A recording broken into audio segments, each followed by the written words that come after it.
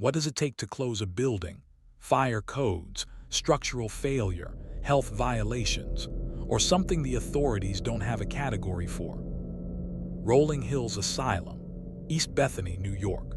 Open for nearly 200 years as a poorhouse, a county home, a psychiatric facility.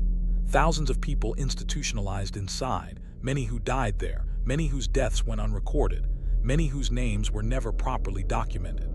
Today, investigators enter and find footsteps following them down empty corridors, shadow figures that walk between rooms in front of multiple witnesses simultaneously, objects that move in view of cameras. Investigators who leave and don't go back. Barry Pomeroy Castle, Devon, England, built in the 1400s, occupied for 2 centuries, then abandoned by its own owners, for reasons they never fully explained. At dusk, along the ruined walls of the inner keep, a woman appears, not every night, but consistently enough that the sightings have their own taxonomy. Researchers have named her, categorized her, argued about what she is. She has been seen by visitors with no knowledge of her reported existence. Bielitzheilstadt, Brandenburg, Germany. A vast hospital complex built in 1898, treated tuberculosis patients, World War I casualties, Soviet soldiers, abandoned in 1994, left to decay in the pine forests south of Berlin. Urban explorers who enter describe noises with no structural explanation, figures that appear in windows of confirmed empty wards. One team that entered on a Thursday and has not spoken publicly about what they found since. 3 buildings, 3 closures, 3 histories of suffering that refuse to leave with the people who caused them. We're going in. We begin in Western New York, at a building that spent nearly 2 centuries holding the people no one else wanted. Rolling Hills Asylum sits in East Bethany, Genesee County, New York. The property dates to 1827, when it was established as the Genesee County Poor Farm, a facility designed to house the county's most vulnerable residents: the poor, the mentally ill, the physically disabled, orphans, unwed mothers, the elderly without families, people society had no other institutional category for. For generations, if you had nowhere else to go in Genesee County, you went to Rolling Hills. The facility operated under various names across nearly 2 centuries. It was a poorhouse, then a county home, then, as understanding of mental illness evolved, an asylum in the clinical sense. The building expanded multiple times. By its peak operation, it held hundreds of residents at a time. The deaths were numerous and, for much of the facility's history, poorly documented. Many residents had no surviving family to claim their remains. Many were buried in unmarked graves on the property grounds. The exact number of people who died within those walls across those nearly 200 years is not known. Estimates range into the thousands. Their names were not always recorded. Their deaths were not always marked. Many of them left no documented trace of having existed at all, except for the fact that they died in that building.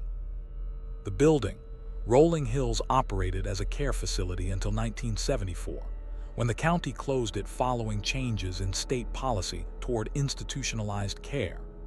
After closure, the building sat vacant for periods, was briefly used as a shopping mall in the 1980s, a repurposing so incongruous it defies easy description, and eventually passed through several owners before being acquired specifically for paranormal investigation and heritage tourism. The building is large, multiple wings, hundreds of rooms, long institutional corridors with paint peeling in layers, decade beneath decade beneath decade, back toward the original walls. The structure retains nearly everything from its operational period: furniture, medical equipment, records, the physical remnants of lives lived and ended inside.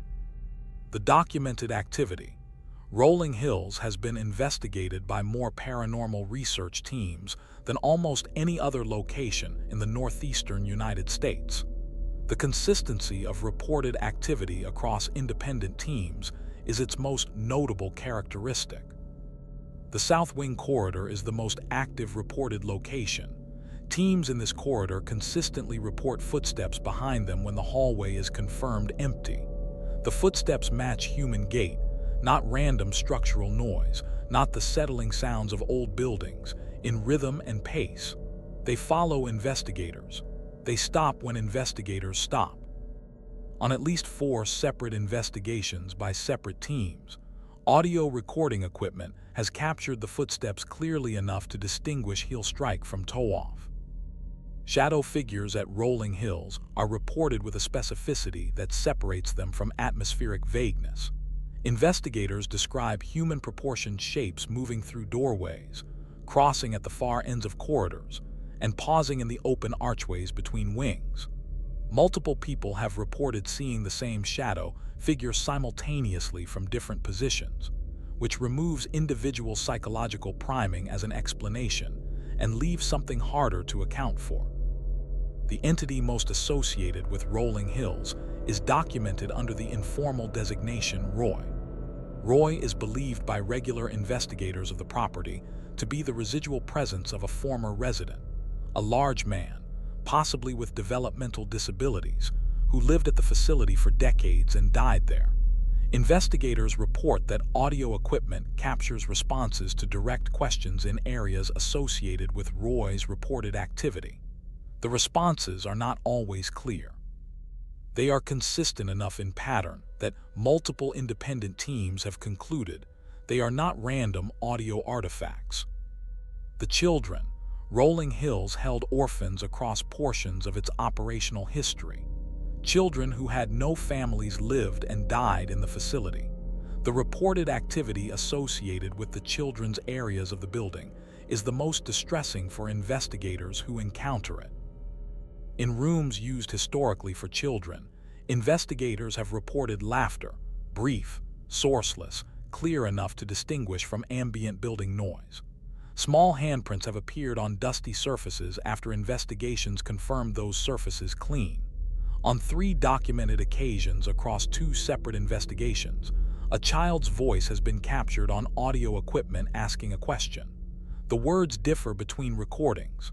The voice quality is consistent.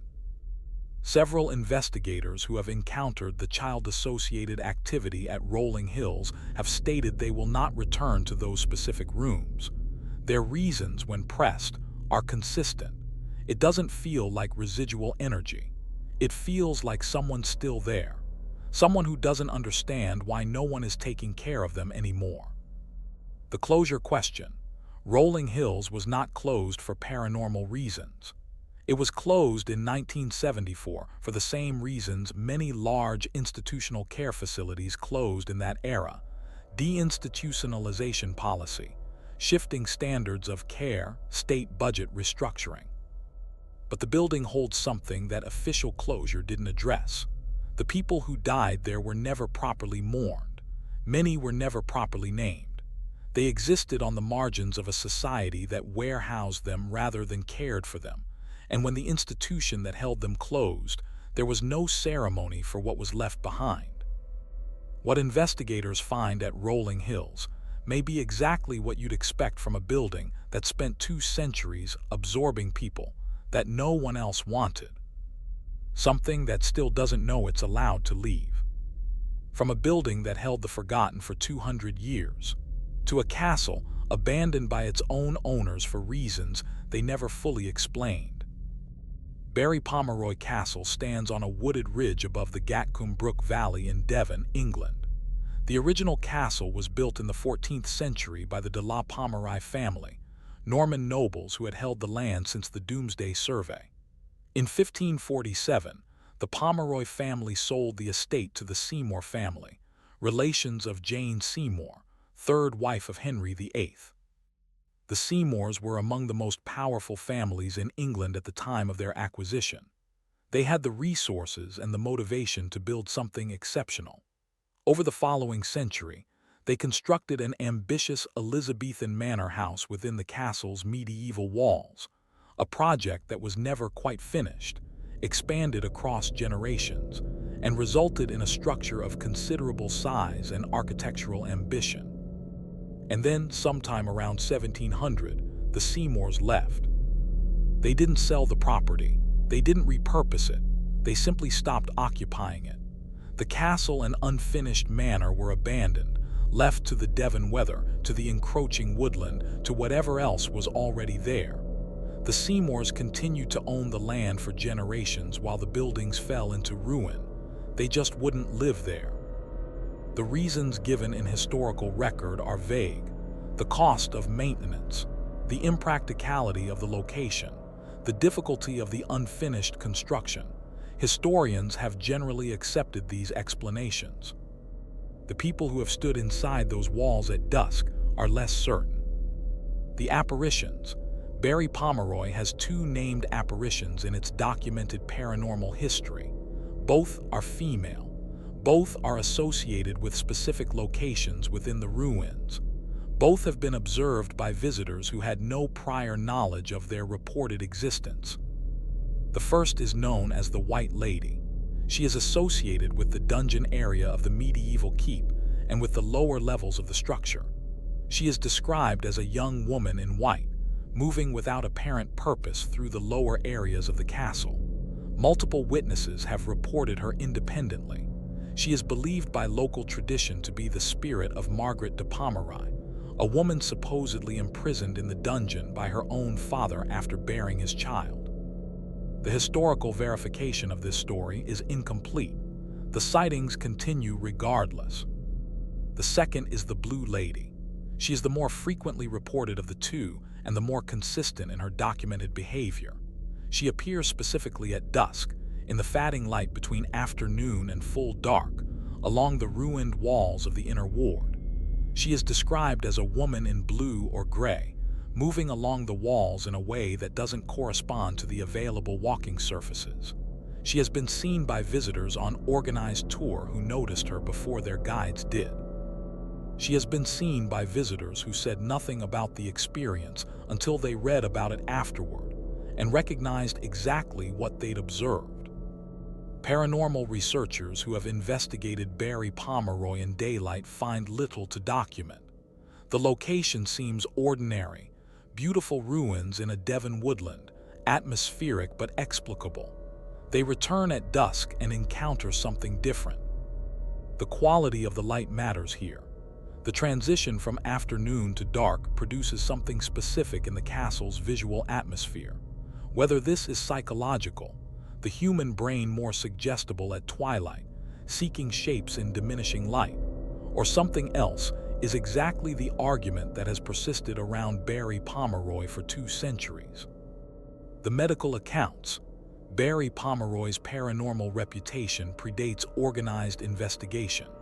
In the early 19th century, Sir Walter Farquhar, a prominent physician who served as doctor to the Prince of Wales, recorded in his memoirs an encounter at the castle that significantly altered his professional views on the supernatural.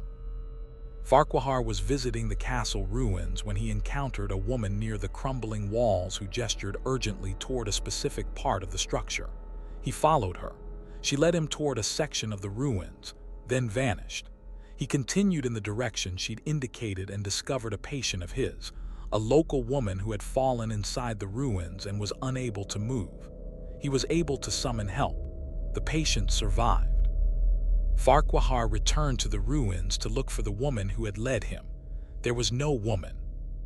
He recorded this account in his professional memoirs, not in a sensationalist text, not for public consumption, but in private professional records, and stated that the experience had permanently changed his understanding of what was and wasn't possible. The Seymour question. The most persistently interesting element of Barry Pomeroy is not the apparitions. It is the Seymours. They were one of the most powerful and wealthy families in Tudor and Jacobean England. They had invested generations of resources and ambition in the Barry Pomeroy estate. The unfinished manor inside the castle walls represented enormous expenditure, and they walked away from it around 1700 without completing it, without selling it, and without leaving a clear documented reason why. They owned the ruins for another century and a half. They could have repaired them. They could have completed the manor. They could have sold the whole property and recovered their investment. Instead, they let it rot, while retaining ownership, returning only for administrative purposes. The official historical explanation, cost, inconvenience, impracticality, applies equally to hundreds of properties that weren't abandoned in this way. Barry Pomeroy Castle was abandoned by the people who built it, in a manner that has no fully satisfying mundane explanation, and has been reporting apparitions at dusk ever since. Whether those two facts are connected is the question Barry Pomeroy has been asking for 300 years. No one has answered it yet. From a castle abandoned by its own owners for reasons history never fully recorded, to a hospital complex swallowed by a German forest and everything left inside it. 40 kilometers southwest of Berlin, in the Brandenburg Pine Forest, stands a hospital complex that once covered 60 acres and held 60 buildings. Beelitz-Heilstätten was built between 1898 and 1914 by the Berlin Workers' Insurance Company, a vast tuberculosis treatment facility designed to remove the infected from the city and isolate them in the healing air of the forest. It was built to last. The architecture is not institutional in the pejorative sense. Ornate facade work, high ceilings, large windows designed to flood wards with the natural light considered therapeutic for tuberculosis patients. The buildings were constructed with the permanence and aesthetic investment of a place meant to stand for centuries. It has stood for over a century, though what it has become is something its architects did not anticipate. The history: Beelitz-Heilstätten treated tuberculosis patients from its opening until the First World War, when it was requisitioned as a military hospital.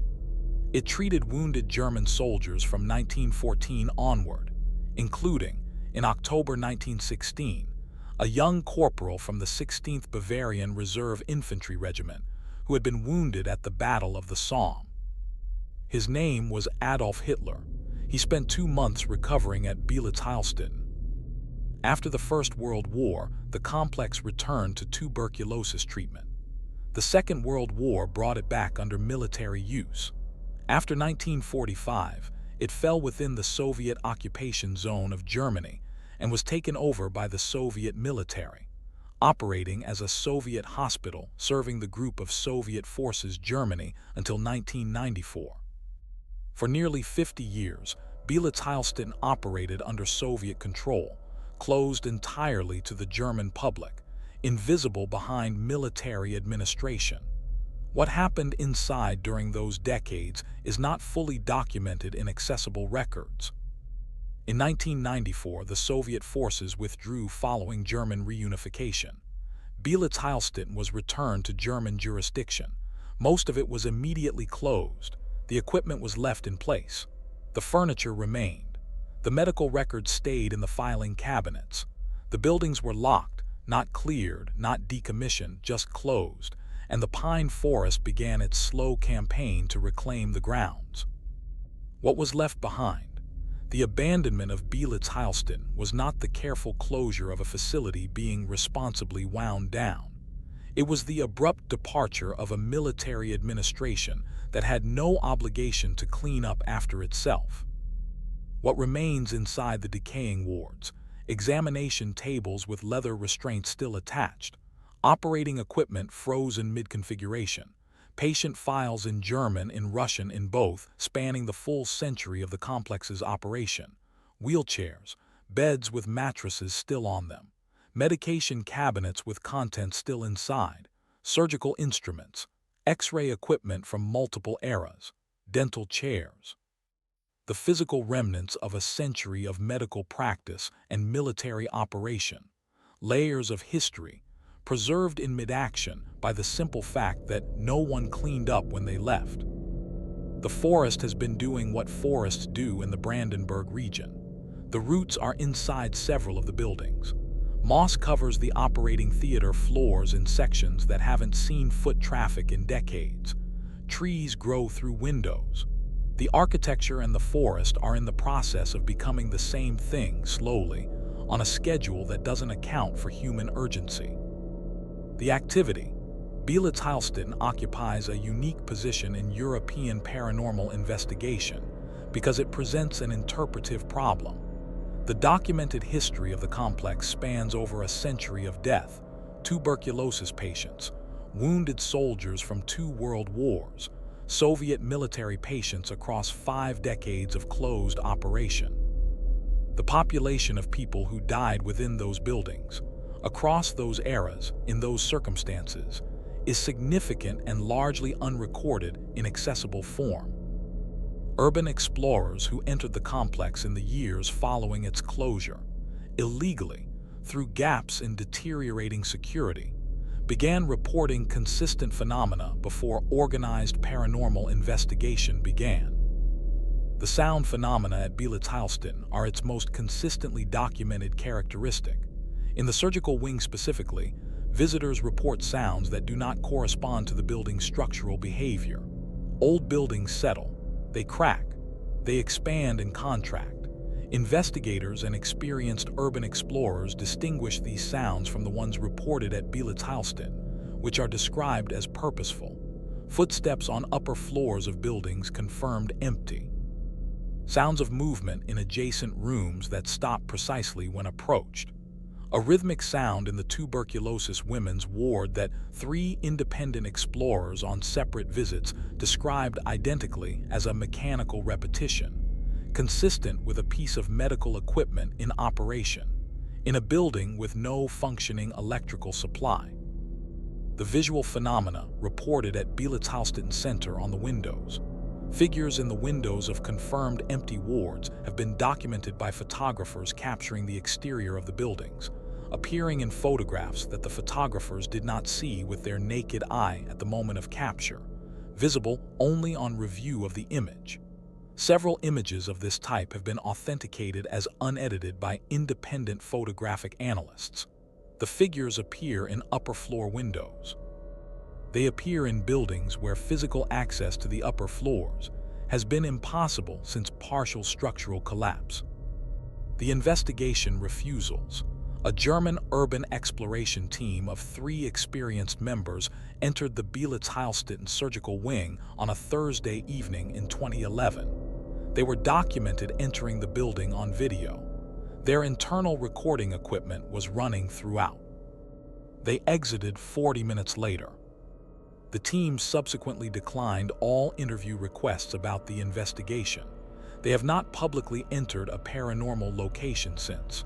One member of the team posted a single statement to an online forum 6 months after the event. There are buildings that are simply not safe to be in after dark, not for structural reasons. He did not elaborate. He did not respond to follow-up. A documentary film crew that entered the complex for a European television production in 2014 captured footage on the upper floor of the tuberculosis women's ward that the production company chose not to broadcast.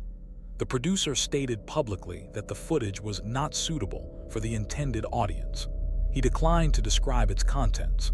The episode was broadcast with that section replaced by exterior footage. The unbroadcast material has not been publicly released. The question Beelitz asks. The complex is not fully closed. Sections have been partially restored. A treetop walkway allows limited tourist access to some areas, and a portion of the neurological rehabilitation hospital remains in medical operation. But the abandoned sections are inaccessible to the public. Their deterioration continues. The pine forest continues its patient work. Over a century of death occurred in those buildings. Tuberculosis, combat wounds, the documented and undocumented deaths of Soviet military patients across 50 years of closed operation. The records of much of it are in archives that are not publicly accessible, in a language that most researchers cannot read, from an institution, the Soviet military, that had no tradition of transparent record-keeping. The full accounting of what happened at Beelitz across its century of operation does not exist in any accessible form. The buildings hold whatever they hold. The forest is slowly taking them back. The figures in the upper windows remain visible in photographs taken from the outside. The team that left after 40 minutes has never returned. 3 buildings, 3 closures, 3 locations where the history left something behind that the official closure paperwork didn't account for. Rolling Hills Asylum. Nearly 200 years of holding the people no one else wanted. The poor, the mentally ill, the forgotten. Thousands of deaths in those walls, many never recorded, many never mourned. Today, investigators find footsteps that follow them down empty corridors, shadow figures that walk through doorways in front of multiple witnesses at once. A child's voice captured on audio asking a question in rooms where children lived and died and were never properly grieved for. Barry Pomeroy Castle, abandoned by one of the most powerful families in Tudor England, people with every resource to maintain it, restore it, or sell it. They did none of those things. They just stopped living there. The Blue Lady still walks the ruined walls at dusk. She has been seen by visitors who didn't know she was supposed to be there. She has been seen by visitors who saw her before they were told anything about her. Bela Tilston, a century of death in a hospital complex abandoned mid-action by a military administration that left everything in place. Figures in the windows of structurally inaccessible upper floors.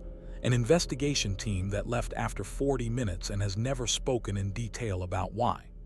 Documentary footage deemed not suitable for broadcast, replaced with exterior shots, locked away. Here's what connects them. Official closure changed nothing. Rolling Hills was officially closed in 1974. Barry Pomeroy's owners officially abandoned it around 1700. Bela Tilston was officially returned to German jurisdiction in 1994. The paperwork was filed. The keys were handed over. And whatever was already inside stayed exactly where it was. You can close a building. You cannot close its history.